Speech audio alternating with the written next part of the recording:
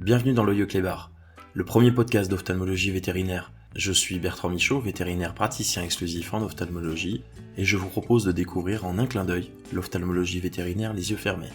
Ce podcast mensuel est réalisé en partenariat avec le laboratoire TVM, une marque du groupe Dome Pharma, engagée depuis plus de 40 ans dans le développement de produits d'ophtalmologie vétérinaire. Nous les remercions pour leur soutien logistique et la totale liberté de contenu qu'ils nous ont offert. Bonjour à toutes, bonjour à tous. Aujourd'hui, dans l'Oeil Clébar, on va vous parler de la vision animale, et pourquoi particulièrement mon chat voit-il mieux que moi. J'ai le plaisir d'accueillir Philippe Durieux. Bonsoir Philippe. Bonsoir. Donc Philippe, toi tu es vétérinaire spécialiste en ophtalmologie, tu exerces depuis bientôt près de 40 ans, et tu n'exerces que dans le domaine de l'ophtalmologie, donc tu es spécialiste et tu travailles au centre hospitalier vétérinaire des Cordeliers, à Meaux, au nord-est de Paris. Oui. Première question que je pose à chaque intervenant lors de ce podcast, comment est-ce que ça t'est venu cette envie de faire de l'ophtalmologie ? Donc ça m'est venu parce que lorsque j'ai fait mes études à Toulouse, j'ai eu comme professeur de médecine le professeur Lescure qui s'intéressait de manière importante à l'ophtalmologie et qui m'a donné ce goût de l'ophtalmologie. Lorsque j'ai commencé à travailler, j'étais tout seul, donc j'ai repris la succession de mon père, je travaillais en canine et je faisais un petit peu de tout. Et je me suis associé, et quand je me suis associé, mon associé faisait de l'orthopédie, et il fallait un petit peu que chacun ait sa discipline privilégiée. Et donc je me suis de ce fait penché sur l'ophtalmologie en faisant des formations universitaires en humaine, des DU. Et ce qui m'intéressait dans l'ophtalmologie, c'est sa pluripotence, c'est-à-dire qu'en fait, on touche un petit peu à tous les domaines, la chirurgie, la médecine, la dermato, la cancérologie. C'est d'autre part quelque chose qui nous permet aussi de détecter certaines maladies générales. Donc voilà, c'est quelque chose qui m'a passionné, qui me passionne, et je suis tombé donc dans le chaudron magique. Un peu comme Obélix. Voilà. Donc vraiment la polyvalence en fait du métier. Je partage vraiment cette conception puisqu'en fait c'est une pratique très vaste. On touche à tout, on fait tout, on opère, on C'est consulte. ça, C'est vrai que c'est ça. c'est vraiment intéressant. Ce soir, on va parler de la vision des animaux.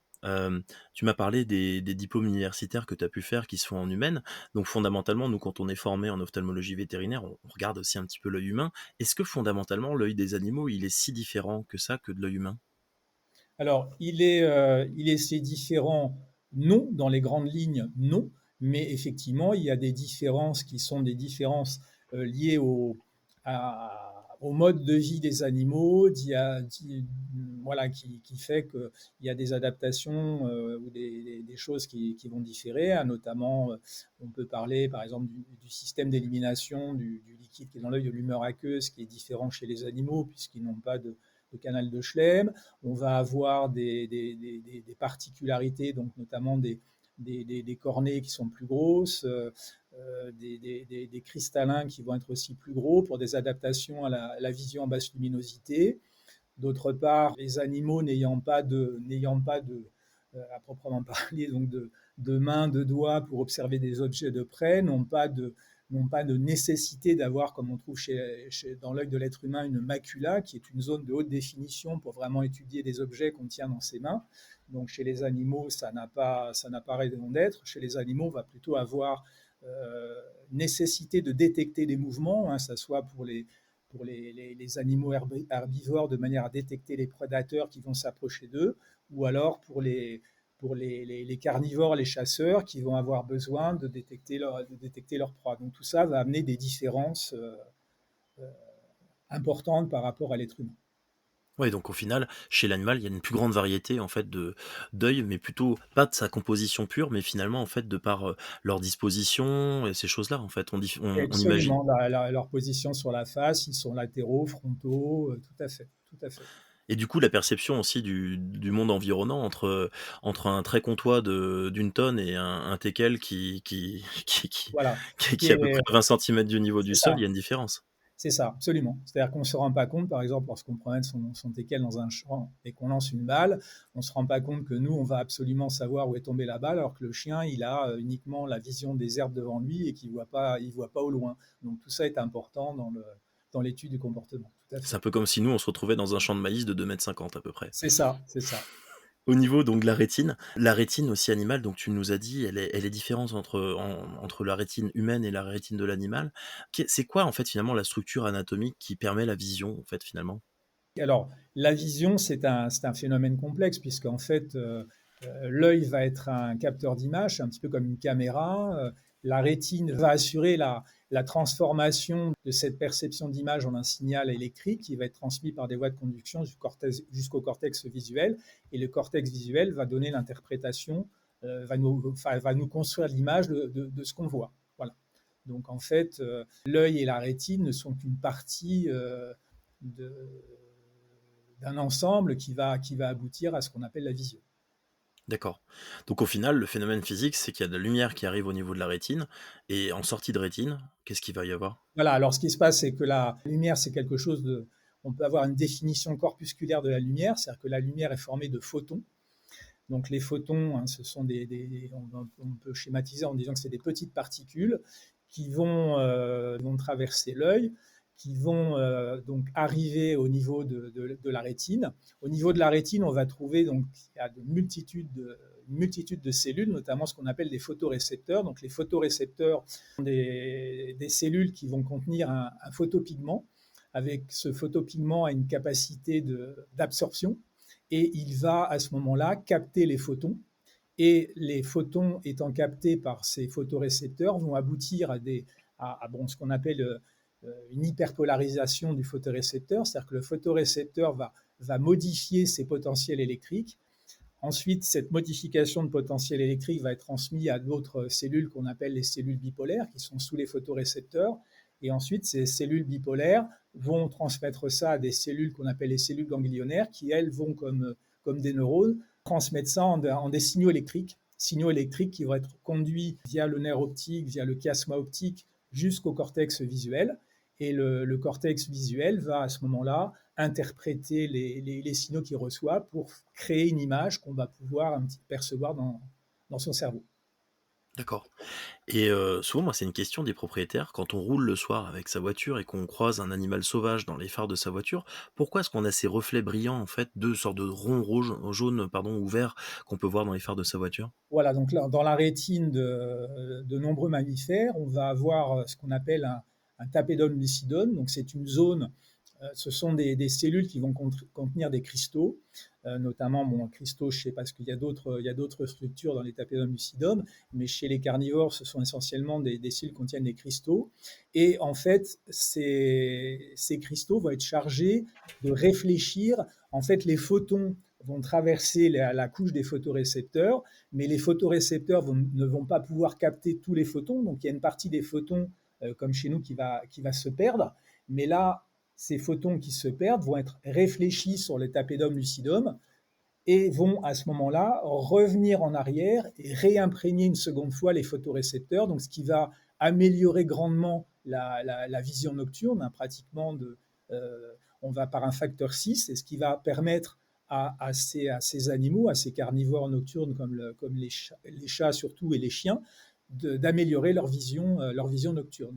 Le tapédome lucidum, il va se situer dans la partie dorsale de la rétine, puisque en fin de compte, donc il va être entouré, c'est une hémisphère qui est dans la partie dorsale de la rétine, et il est entouré d'une zone noire, ce qu'on appelle la zone sans tapis, parce que en fait, quand les animaux vont regarder le sol, c'est en fait le sol qui va la lumière transmise par le sol qui va aller vers le tapédome lucidum, et la lumière qui vient du ciel va par contre, elle, se retrouver dans la zone sans tapis de manière à pas polluer l'image de ce qu'ils veulent regarder.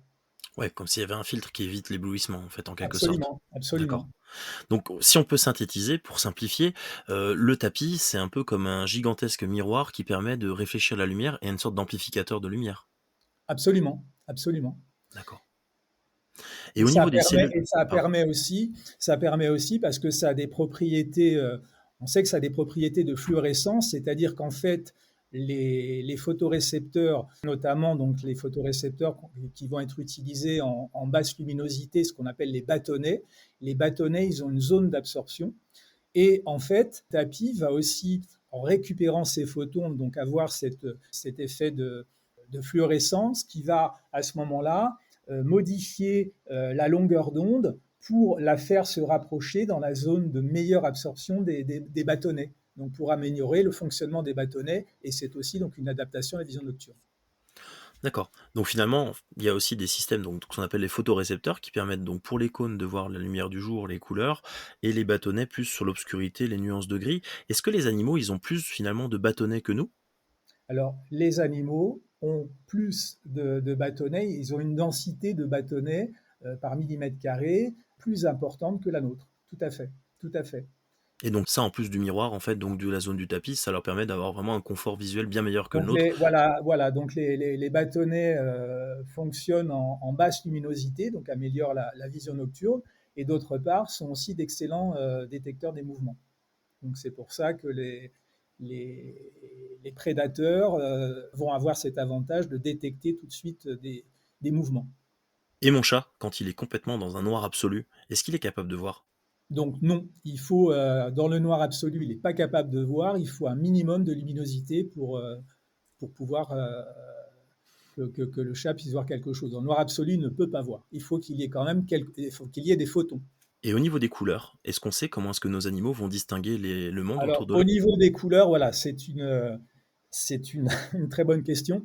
Donc, on va plutôt parler de sensibilité chromatique, hein, puisque lorsque j'ai fait mon DU d'électrophysiologie, professeur Rigaudière qui faisait le DU insistait bien sur le fait que les couleurs, c'est quelque chose qui est éducatif, c'est-à-dire qu'on nous apprend les couleurs, c'est-à-dire qu'on nous dit ça c'est rouge, on nous dit ça c'est vert, on nous dit ça c'est bleu, et c'est quelque chose pour lequel on nous a éduqués. Donc c'est un petit peu du pinaillage, mais il faut mieux parler chez les animaux de sensibilité chromatique. C'est-à-dire qu'eux, on ne leur a pas appris les couleurs, mais ils voient effectivement, ils ne voient pas qu'en noir et blanc. Ils ont une sensibilité chromatique. Alors par contre, chez nous, on a trois sortes de cônes, hein, c'est-à-dire c'est comme si on avait une imprimante avec de l'encre bleue, de l'encre verte et de l'encre rouge pour imprimer quelque chose en couleur, alors que chez nos animaux, que ce soit les chiens et les chats, il n'y a que deux sortes de cônes. Donc c'est comme s'il manquait une couleur à l'imprimante. Donc si bien que le rendu chromatique ne sera pas le même que le nôtre. Alors chez les chiens qui sont dichromates, on sait qu'ils vont avoir une perception chromatique qui va se trouver dans le bleu et dans le jaune, avec donc ils vont avoir des photorécepteurs de courte longueur d'onde qui leur permettent de voir dans le bleu et dans le violet, et une autre sorte de cône qui leur permet de voir dans le jaune. Alors que chez les chats, alors c'est un petit peu sujet à caution parce que certains ont parlé qu'il y avait trois sortes de cônes, mais enfin c'est quelque chose qui n'est pas encore bien défini.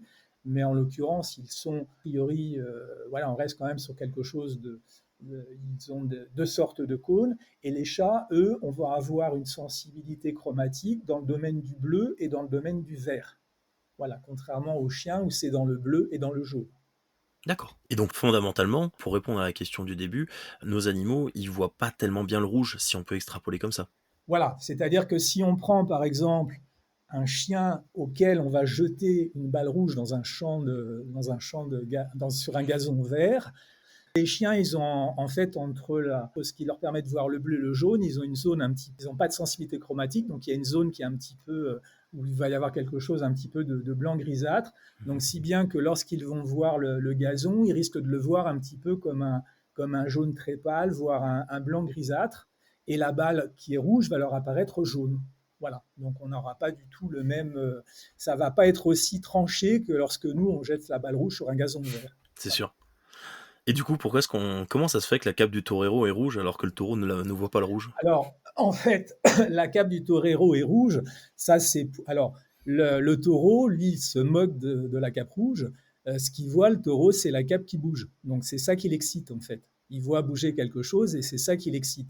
Et en fait, la cape rouge du torero, elle est uniquement rouge pour pas que les spectateurs voient le sang sur la cape. C'est pour masquer le sang. Mais On en casse fait, un mythe. voilà, le taureau, c'est le mouvement qui l'excite. Voilà. Et du coup, fondamentalement, est-ce que la vision des animaux est moins bonne que nous, ou est-ce que tout simplement, en fait, elle est différente car elle est beaucoup plus adaptée à leur mode de vie? Alors, elle est différente et adaptée à leur mode de vie parce qu'en fait, l'acuité visuelle chez nos animaux est nettement moins bonne que la nôtre, alors là, c'est un petit peu compliqué, c'est ce qu'on appelle la fraction de Snellen. Si on prend par exemple les chiens, on va avoir ce qu'on appelle une fraction de Snellen de 20 sur 75. Donc ça veut dire que en fait, le chien voit à 20 pieds, parce que ça se mesure en pieds. Alors 20 pieds, c'est 6 mètres. Le chien voit à 6 mètres ce qu'un homme peut distinguer à 75 pieds. Donc, à grosso modo, Une grosse vingtaine de mètres. oui, même un peu plus. Voilà, c'est ça. C'est ça. C'est ça. Et alors, par contre, chez les chats, c'est encore plus mauvais, puisqu'ils vont avoir une fraction de Snellen entre de 20 sur 100, voire 20 sur 200. Voilà. Ok. Donc, ils ont une moins bonne acuité visuelle. Et ça, en fait, c'est surtout dû au fait de la présence de cet Stapedon lucidum qui va, à ce moment-là, puisqu'il va y avoir finalement une diffusion de l'image qui va être formée sur la rétine, va se trouver polluée par la réflexion des photons sur le tapis qui va faire du coup une diffusion de l'image et quelque chose de moins net. Voilà. Donc, c'est pour ça que l'acuité visuelle est moins bonne. Et il y a des domaines dans lesquels les animaux sont meilleurs que nous, à part la vision nocturne. Alors, Par exemple, ils sont meilleurs que nous au niveau de la détection des mouvements. ouais, donc vraiment quelque chose qui fondamentalement leur a aidé pendant leur développement sur un Voilà, modèle un peu darwinien en fait. C'est ce qui leur a permis de survivre, tout à fait. qu'ils soient prédateurs ou qu'ils soient prédatés. Finalement, c'est ça qui leur a permis de survivre. Voilà, détection des mouvements et cette vision en basse luminosité. Absolument. Est-ce qu'il y a des espèces qui existent qui ont une vision nocturne encore meilleure que celle du chat? Oui, il va y avoir certains lémuriens qui ont vraiment des excellentes visions nocturnes. Et puis évidemment, bon là, si on change, mais dans les volatiles, si on prend les hiboux, hein, les hiboux ont encore plus de bâtonnets et ont une meilleure vision nocturne que nos chats. Mais pareil, un hibou ne voit pas dans le noir absolu, il y a besoin d'une certaine luminosité. Souvent, moi j'ai des propriétaires dont l'animal va devenir aveugle, c'est malheureusement une fatalité qui peut arriver suite à certaines pathologies, et qui me disent que leur animal arrive toujours à s'orienter, majoritairement chez le chat. Alors finalement, ma question c'est est-ce que la vision c'est l'unique sens qui permet aux animaux de s'orienter? Alors, la vision, comme disaient mes maîtres, on ne voit pas avec ses yeux, on voit avec son cerveau. Et en fait, on ne compte plus les cas d'animaux non-voyants que l'on va avoir à la consultation. Et finalement, on apprend aux propriétaires que leur animal ne voit pas, ils ne s'en étaient pas rendus compte. Donc effectivement, privé de cette faculté visuelle, le cerveau va développer d'autres sens, que ce soit l'odorat, le tactile, l'ouïe, de manière un petit peu à adapter l'animal à son environnement. Mais cette adaptation ne va pas se faire du jour au lendemain, peut nécessiter quelques mois pour que le cerveau prenne ses repères, ce qui explique finalement que dans certaines pathologies que l'on rencontre, nous, chez nos carnivores, qui sont des atrophies rétiniennes progressives, à ce moment-là, le passage se fait en douceur et les propriétaires ont vraiment du mal à repérer cette perte de vision, alors que l'animal qui va perdre la vision du jour au lendemain, là, ça va se voir immédiatement, Ouais, les parce que le conséquences sont, cerveau sont n'a pas eu le brutales. temps de lancer son adaptation. Voilà. Oui, parce que comme tu disais, fondamentalement, le cerveau, il a une grande importance dans la vision, et même si un animal a une vision déficiente, le cerveau va finalement s'adapter et adapter sa réponse par rapport aux stimuli visuels, c'est ça? Complètement, complètement, complètement.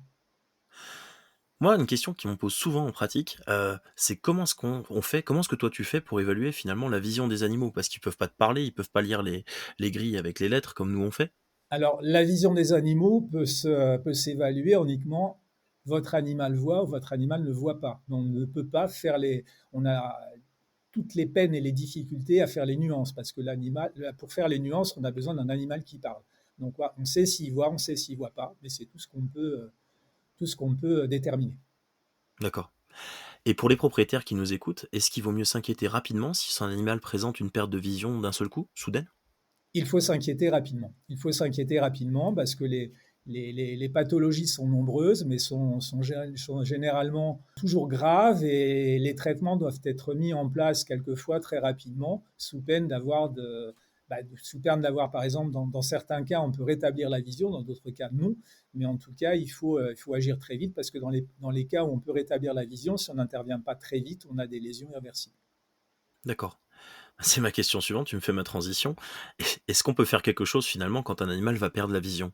Dans certains cas, oui. Voilà un exemple là, qui me vient directement en tête. Si on a un animal qui a ce qu'on appelle une panuvéite, avec un décollement séreux de la rétine. Si on n'intervient pas rapidement, on peut avoir à ce moment-là des complications irréversibles qui fassent qu'il ne recouvrera pas la vision, voire même il pourra perdre son globe oculaire.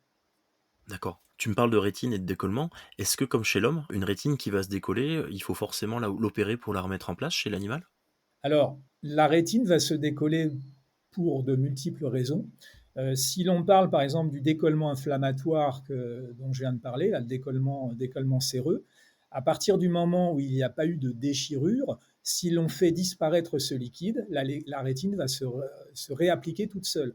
Par contre, si l'on a un décollement, ce qu'on appelle régmatogène par déchirure, c'est-à-dire que la rétine qu'on peut comparer à un papier de soie, si elle est déchirée, il va y avoir du liquide qui va s'insinuer derrière, qui la décolle, et là, elle ne pourra pas se recoller sur la main de l'homme. C'est évident que là, on est obligé de passer par un traitement chirurgical. Donc les seuls cas où la rétine va se réappliquer spontanément, c'est dans les décollements séreux qui sont des décollements en général inflammatoires. D'accord. Et je sais que toi, tu aimes bien ce qu'on appelle le segment postérieur et au niveau chirurgical. Ça se passe comment quand une rétine est décollée, quand on doit l'opérer? C'est comme chez l'humain? Alors, ça se passe de la même façon que chez l'humain. Les seules choses, bon, il va y avoir effectivement des différences anatomiques et surtout la voie d'accès ne sera pas la même puisque, bon, déjà, les animaux ont des grosses cornées, on a du mal à un petit peu avoir la sclère. Donc ça, c'est déjà un gros handicap. Et c'est surtout que chez les animaux, chez l'homme, les voies d'accès pour faire de la chirurgie des segments postérieurs sont temporales et nasales. Chez le chien, on ne peut pas passer du fait du droit interne qui est très court. On est obligé de faire nos abords uniquement temporales. Donc de D'accord. faire nos trois sites, hein, le site de perfusion et le canal de lumière et le canal opérateur, de faire ces trois points d'entrée en temporal. Et fondamentalement, est-ce que le principal frein aussi aux chirurgies rétino-vitréennes chez l'animal, c'est le délai de prise en charge? Alors, le délai de prise en charge, oui, puisque finalement, l'être humain va tout de suite s'apercevoir de quelque chose et à ce moment-là consulter rapidement pour que l'on puisse intervenir, alors que chez l'animal, lui, est tributaire. L'animal ne parle pas. Si on a un animal qui perd, enfin, qui est non-voyant sur un œil, on a toutes les peines du monde à se rendre compte, puisque finalement, il est voyant sur l'autre œil et le propriétaire ne le remarque pas. Donc effectivement, tout ce qui va être souci oculaire chez le chien va être uniquement visualisé par le maître et le souci c'est que le maître le visualise pas au temps zéro. Donc effectivement, on a quelquefois des cas qui sont trop tardifs pour faire quelque chose. D'accord. Quel conseil, toi, tu donnerais aux propriétaires d'animaux qui nous écoutent ce soir et dont l'animal semble moins bien voir? Alors, les conseils, ben, il faut consulter, ça c'est évident, hein. Si l'animal ne voit pas bien, il faut consulter de manière à pouvoir invectiver ce qui se passe, quoi. Donc il faut effectivement consulter un spécialiste en ophtalmologie pour déterminer ce problème. Est-ce que les vétérinaires généralistes ont des moyens d'exploration, tu me parlais de la rétine ou ces choses-là, qui permettent déjà un peu de dégrossir un peu ce Tout travail à de fait, tout l'ophtalmologue? à fait, tout à fait. Je pense qu'effectivement, le vétérinaire généraliste peut effectivement dégrossir la situation et de toute façon demander, en général, les vétérinaires généralistes travaillent avec des vétérinaires, enfin des vétérinaires chez qui ils envoient leur, euh, leurs patients en cas de problème. Donc, ils peuvent à ce moment-là faire l'examen et demander conseil aux spécialistes. Voilà. On parle souvent donc de chirurgie cataracte en fin des interventions. Toi, c'est une chirurgie que tu réalises couramment. J'imagine qu'en quasiment 40 ans de carrière, tu as une histoire originale à nous raconter sur une chirurgie cataracte ou un animal un peu original à qui tu aurais pu faire, cette opération? Euh, j'ai pas, je ne fais pas j'ai pas une clientèle comme certains d'animaux exotiques, donc je n'ai pas fait de chirurgie de cataracte sur des éléphants ou des choses un petit peu amusantes. Mais donc j'ai pas de, donc, j'ai Tu pas pas de- d'anecdote à nous donner? non, je n'ai pas Dommage. l'anecdote du chimpanzé qui vient en contrôle à qui on fait lire des lignes. Non, mais j'ai eu des poissons, j'ai eu des plein de choses originales Ah oui, si, effectivement. bon, j'ai eu des lapins, mais non, non, Ça j'ai pas eu marche. de choses. Mais en tout cas, je tiens vraiment à te remercier du fond du cœur, Philippe. Tu vraiment un puits de connaissances en matière de vision et ce qu'on a essayé de faire ce soir ensemble, c'était de rendre accessible et de mieux comprendre cette vision animale, dont le but finalement ultime aussi de ce podcast, c'est un peu de l'éducation du propriétaire et du vétérinaire pour aussi leur apprendre qu'il y a des solutions, il y a des choses qu'on peut faire et que la médecine vétérinaire progresse à grands pas, en fait, surtout lors des 10 dernières années, je dirais, vers une technique et en plus on se forme de plus en plus avec les humains. Donc vraiment un grand merci à toi, Philippe. Bah oui, c'est avec plaisir. Mais je rajouterais peut-être quand même une chose, c'est aussi ce que j'aimerais bien, c'est que les propriétaires d'animaux de race, parce que souvent, malheureusement, les éleveurs ne transmettent pas les informations, mais je pense que les propriétaires d'animaux de race, en tout cas en ce qui concerne l'ophtalmologie, puisqu'on a énormément de maladies génétiques du fait de la consanguinité chez nos chiens, les propriétaires doivent s'informer des pathologies fréquentes qu'on rencontre, des maladies des génétiques qu'on rencontre dans certaines races. Ce qui me vient par exemple à titre d'exemple, c'est les Jack Russell, avec leur luxation, avec leur dystrophie zonulaire et les luxations précoces du cristallin qui peut aboutir à des glaucomes, à la perte de l'œil. Et c'est vraiment dommage que souvent, quand on les voit, c'est déjà tardif, ils ont déjà perdu un œil parce que les gens ne sont pas informés qu'il y a un test génétique de dépistage et ils ne sont pas informés de tout ça. Voilà. Ouais, tu penses une sorte de sous-information, que ça soit même aussi pour les vétérinaires généralistes qui nous écoutent, effectivement, de conseiller à leurs propriétaires d'aller consulter, effectivement, même si tout va bien.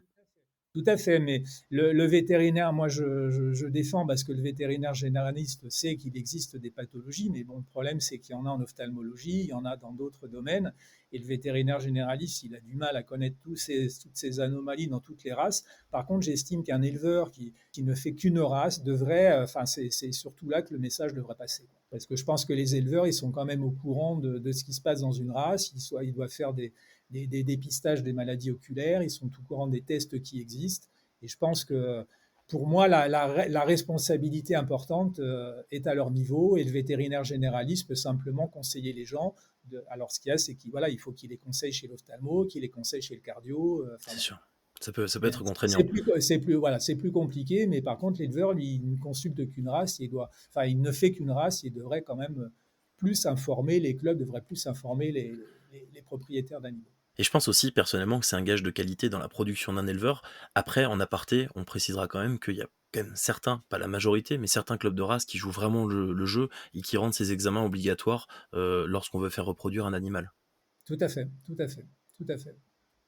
On précise aux gens qui nous écoutent que s'ils ont un problème avec l'œil de leur animal et qui sont dans la région de Meaux, vous pouvez aller consulter le docteur Philippe Durieux qui se trouve donc au centre hospitalier vétérinaire des Cordeliers.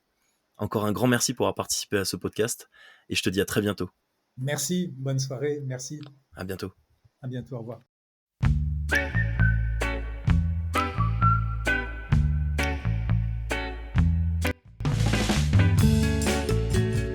Aujourd'hui, on a vu avec Philippe Durieux que si nos compagnons ont une meilleure vision nocturne que nous, ce n'est pas pour rien. La structure de l'œil de nos animaux de compagnie est très proche du nôtre. Ils perçoivent par contre le monde différemment. En simplifiant, on peut dire que la vision du chien est de moindre haute définition que celle de l'homme, car cela est lié à son mode de vie. Médor n'a pas vraiment besoin de pouvoir conduire et jouer au mot croisé, par contre sa vision sera optimisée pour chasser, et on n'a pas encore parlé du chat. Nos compagnons sont bien meilleurs que nous pour détecter le mouvement, ainsi que pour s'orienter dans la pénombre. Cela provient de la composition de leur rétine en cellules photosensibles, ainsi qu'en la présence d'un tapis clair. Dans la rétine animale, il y a, comme chez l'homme, des cônes et des bâtonnets qui permettent de voir respectivement les couleurs et les nuances de gris. Mais l'œil animal concentre beaucoup plus de bâtonnets, ce qui les avantage déjà dans la pénombre. Le tapis clair est une couche de cellules réfléchissantes en arrière de la rétine permettant d'amplifier la lumière, particulièrement la nuit. Elle est extrêmement développée chez les espèces qui ont besoin d'une vision nocturne, comme le chat, le chien, les rongeurs, ainsi que les herbivores sauvages, comme le cerf. Dans le règne animal, seuls certains primates, dont l'homme, possèdent 3 types de cônes permettant de voir le jaune, le bleu et le rouge. Nos compagnons, eux, ne possèdent pas ce dernier cône, ce qui implique qu'ils ne perçoivent pas la couleur rouge et ses nuances comme l'orange et le vert. Ce qu'il faut comprendre aussi, c'est que l'animal appréhende le monde extérieur avec ses autres sens. Le chat, par exemple, ressent les vibrations à l'aide de ses vibrisses, un véritable sonar. Chez le chien, c'est surtout l'odorat qui lui permet de s'orienter les yeux fermés. Des maladies comme le glaucome, la cataracte, la dégénérescence rétinienne ou encore l'hypertension pourront conduire à une perte plus ou moins rapide de la vision de votre animal. Des traitements peuvent être proposés, mais comme toujours, plus la prise en charge est précoce, meilleure en sera l'issue. On se retrouve le mois prochain pour le dernier épisode de la première saison de l'œil au clébard. J'accueillerai le docteur Isabelle Guéréchi qui nous parlera des lunettes pour nos animaux parce que ce n'est pas qu'une histoire de style sur la plage pour cet été ou sur les pistes de ski l'hiver.